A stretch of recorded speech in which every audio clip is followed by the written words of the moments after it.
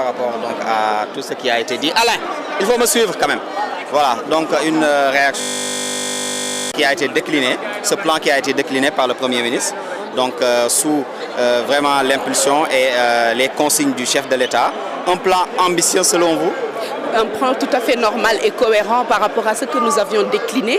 On a décliné la vision, ensuite l'agenda national de transformation. Les sectoriels aussi ont défini les stratégies sectorielles. Mais aujourd'hui, la situation que nous avons trouvée au Sénégal, l'héritage lourd que nous avons, le poids de la dette, le système de financement de l'économie sénégalaise, mais tout ce qui tourne aujourd'hui autour de l'économie qui ne produit pas, nécessite aujourd'hui qu'on réfléchisse à un nouveau modèle, non seulement de financement, comment faire pour avoir des ressources endogènes.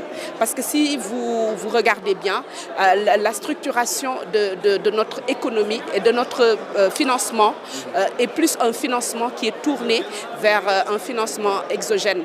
C'est les bailleurs qui accompagnent, on ne mobilise pas assez les ressources endogènes.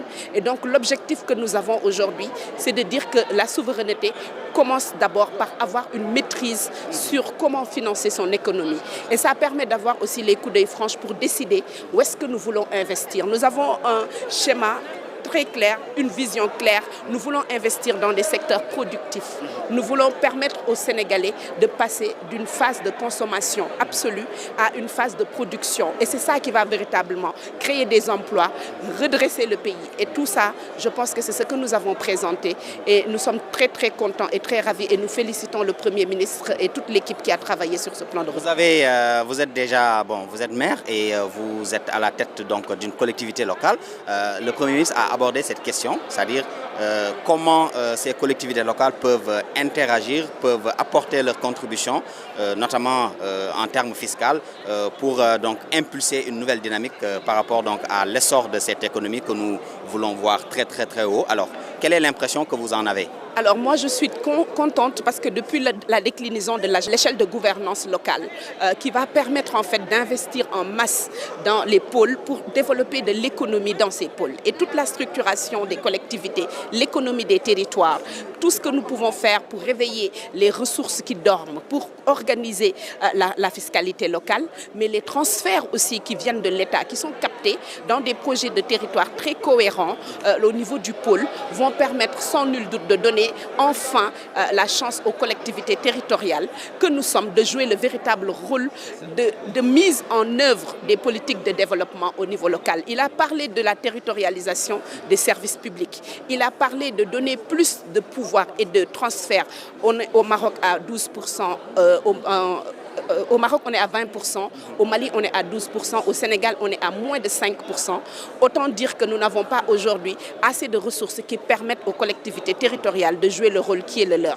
Mais dans la grande réforme de la décentralisation, communément l'acte 4 de la décentralisation, avec le ministre des collectivités territoriales, nous avons travaillé sur la grande réforme pour voir quels sont aujourd'hui les leviers de financement innovants pour les collectivités territoriales, mais aussi quelles sont les subsidiarités et les différents rôles que chaque niveau de territoire doit jouer et enfin comment les communautés doivent produire de l'économie. Moi je m'arrête sur ça parce que convaincu que tout ce que nous avons dit tourne autour de l'économie. L'emploi est une résultante de l'économie. Tout tourne autour des potentialités locales et ces potentialités sont sur nos territoires. Donc moi, je suis convaincue que ce plan de redressement s'adresse prioritairement à nous, collectivités, et que dans les jours qui viennent, nous allons rentrer plus en profondeur dans les détails en ce qui concerne les pôles territoires. Il ne s'agit pas aujourd'hui de resserrer la ceinture. Au contraire, il s'agit d'aller agrandir la base de l'assiette fiscale.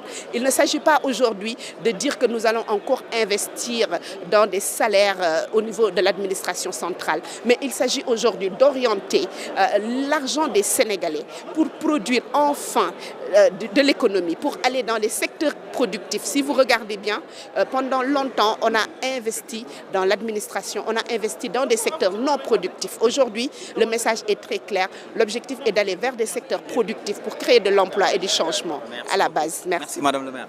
Merci beaucoup. Donc c'était le maire de son boo bëgg a def ci jubbanti comme réew. waaw parce que loolu la président woote. Bismillah. Son bi ñu ngi koy jagleel